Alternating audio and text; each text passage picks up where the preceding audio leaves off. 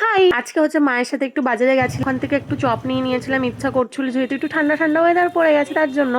দেন তারপরে এসেছিলাম একটু ভুজিয়া নিতে। আর সন্ধ্যাবেলা বেরোলে কিছু খাবার না নিলে একদমই কিন্তু ভালো লাগে না। এসেছিলাম হচ্ছে মার্কেটে ভুজিয়া নিতে। আজকে রবিবারের দিন এসছে, এদিকে এসে দেখছে হাট বসেছে, এখন হাটের থেকে বাজার নেওয়ার ইচ্ছা হয়েছে আমার মার।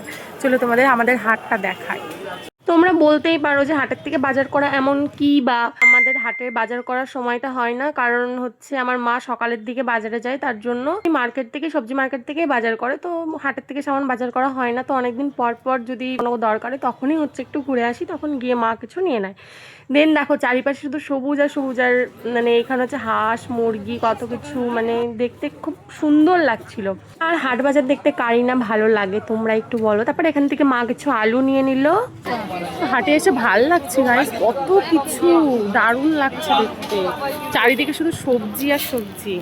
বেগুনগুলো একটু দেখো, একদম মানে কি বলবো, পুরো চকাচক করছে। চলো আজকের মতো টাটা, ভিডিওটা এই পর্যন্ত, ভালো লাগে লাইক করে দিও।